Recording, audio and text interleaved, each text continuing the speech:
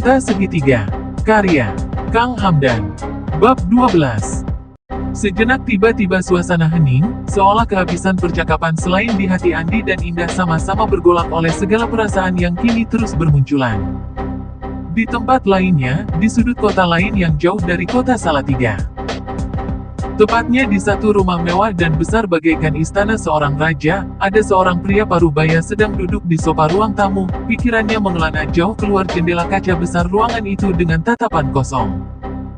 Meski umurnya sudah tidak muda lagi, tetapi masih terlihat lelaki parubaya ini berwajah tampan, di tengah pikirannya melayang hatinya bergejolak. Aku seorang ayah bodoh, kenapa tidak membuat anakku satu-satunya, merasa nyaman tinggal bersamaku di rumah. Gumamnya sambil menarik nafas dalam. Tak lama kemudian, di saat dalam-dalamnya lamunan pria setengah baya itu, datang dari dalam seorang wanita cantik, walau sudah tidak muda lagi, namun wanita tersebut masih terlihat jelas kecantikannya masih terpancar kuat. Tanpa lelaki itu sadari, wanita itu sudah berada di sampingnya sambil menatap wajah tampan suaminya, walau sudah tidak muda lagi. Papa, apakah kamu sudah mendapat kabar keberadaan anak kita, sekarang ini ada di mana? Tanya wanita itu. Nampak jelas dari kedua wajah mereka menggambarkan, mereka sedang bersedih dan susah, tetapi sedih dan susahnya mereka bukan karena harta benda. Karena kalau harta benda mereka tidak akan habis 7 turunan, kali ini mereka sedang memikirkan keadaan anak semata wayang mereka yang pergi, tanpa keduanya ketahui perginya kemana. Belum, Mam. Jawab lelaki setengah baya itu sambil melirik ke arah istrinya sebentar, lalu tatapannya kembali fokus ke depan, walau tidak jelas entah apa yang sedang dilihatnya.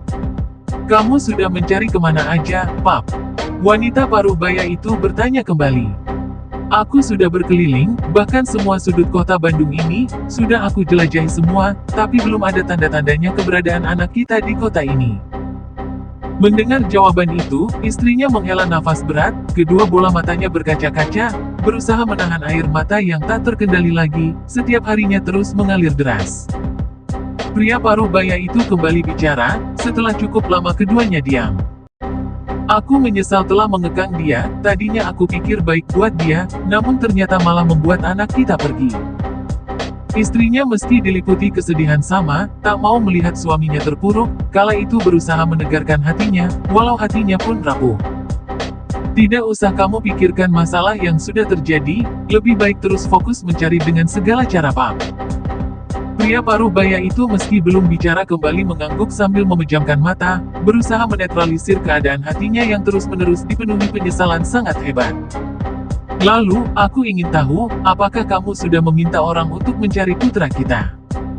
Tanya wanita parubaya itu, setelah cukup lama suasana ruangan tersebut kembali hening. Sudah, Mam, aku sudah menugaskan beberapa anak buahku untuk terus mencari ke setiap kota, tetapi hingga hari ini mereka belum menemukan keberadaan anak kita ada di mana. Sesudah mendengar jawaban itu, istrinya terduduk, kalau berusaha ditahan akhirnya berderai air mata juga, setelah dari tadi terus ditahannya agar jangan turun, namun akhirnya tak kuasa lagi menahan. Pap, aku takut terjadi hal buruk pada anak kita. Pria parubaya itu segera memeluk istrinya, sambil membelai kepala wanita yang telah menemani hidupnya, hampir memasuki setengah abad. Maafkan aku sayang, ini semua atas kesalahanku. Istrinya kembali mengungkapkan perasaannya. Aku takut anak kita di luar sana mendapatkan masalah besar, Pak. Tenang, Mam, anak kita itu bukan orang biasa, aku yakin dia akan mampu menghadapi semua masalah yang dihadapinya. Meski tidak kalah hebat ketakutannya, namun pria parubaya itu berusaha meyakinkan hati istrinya. Iya, Pap, tetapi aku ini seorang ibu yang melahirkannya, aku takut terjadi sesuatu pada anak kita, meski dia sudah dewasa dan memiliki cukup ilmu lahir dan batin untuk menjaga diri, tetapi tetap aku mengkhawatirkannya. Ungkapnya lagi. Mungkin ilmu cukup tetapi harta dia tidak membawa sedikit pun ketika pergi. Tangisannya wanita parubaya itu kian menjadi. Betul, itu juga yang aku pikirkan, Mam, kalau masalah ilmu bela diri dia sudah cukup bekal, tetapi harta dia tidak membawa. Pria itu kembali menarik nafas berat sebelum meneruskan ucapannya. Namun mari kita doakan sambil mencari keberadaan dia, semoga dimanapun anak kita berada, mudah-mudahan dalam keadaan baik-baik. Iya, Pap, amin. Itu pula yang aku harapkan. Tak lama, setelah cukup bercengkrama dengan istrinya, pria paruh baya itu bergegas keluar rumah ingin segera ke kantor. Sopir pribadinya sudah menunggu di depan. Pria paruh baya itu segera masuk ke dalam mobil mewah tersebut. Sesudah pintunya dibukakan sopir, beberapa saat kemudian mobil itu telah meluncur keluar dari istana yang tengah merindukan sang putra mahkota yang telah lama pergi. Mobil mewah yang dikemudikan sopir tersebut melaju cepat menuju perusahaan. Sesampainya dia di kantor, pria paruh baya itu langsung masuk ke ruangan pribadi sebagai pemilik perusahaan tersebut. Tetapi setelah duduk di kursi eksekutif, pria itu belum melakukan pekerjaan apapun seperti biasa, selalu memeriksa berkas laporan yang diterima dari seluruh karyawannya. Saat itu justru kembali melamun, tak lama mengerutkan keningnya seperti sedang memikirkan sesuatu. Tiba-tiba dia tersenyum lalu mengambil ponsel dari saku jas, segera menelpon seseorang. "Halo Karto, segera ke ruanganku sebentar." Tanpa menunggu jawaban orang yang diteleponnya, pria paruh baya itu segera menutup telepon.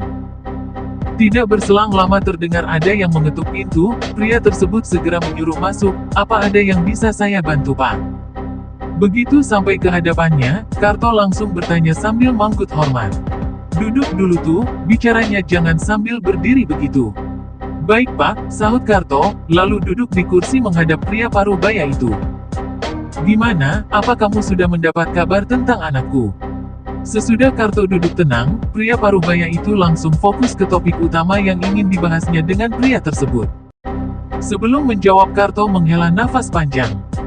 "Mohon maaf, belum Pak, sudah hampir semua kota aku datangi dibantu teman-temanku, tetapi sampai saat ini, aku belum mendapatkan titik terang keberadaan putra Anda Pak." Mendapati jawaban tersebut, giliran pria paruh baya itu yang mengembuskan napasnya panjang. Tak lama bertanya kembali, "Kota mana saja yang belum kamu datang itu?" "Ada beberapa kota yang belum kami kunjungi, salah satunya kota Salatiga Pak." Pria paruh baya itu mengangguk sambil mengerutkan dahi. "Oke, kalau begitu lanjutkan pencariannya, dan saya punya rencana lain agar cepat bisa menemukan keberadaan anak saya." "Anda merencanakan apa lagi Pak?" Serentak Karto bertanya, tatapannya sangat serius menatap wajah pria paruh baya itu. "Kamu sebarkan sayembara pada semua orang, siapa yang bisa menemukan keberadaan anak saya berada di mana, akan saya kasih uang 100 juta, Karto matanya terbelalak. "Hanya untuk memberitahukan tempat tinggalnya saat ini, tanpa harus susah payah membawa orangnya ke hadapan saya, cukup alamat pasti uang itu akan saya kasih." "Itu bagus sekali Pak." Karto sangat setuju, menurutnya juga, akan semakin mempermudah menemukan keberadaan anak pria paruh baya tersebut. Tapi ingat Karto.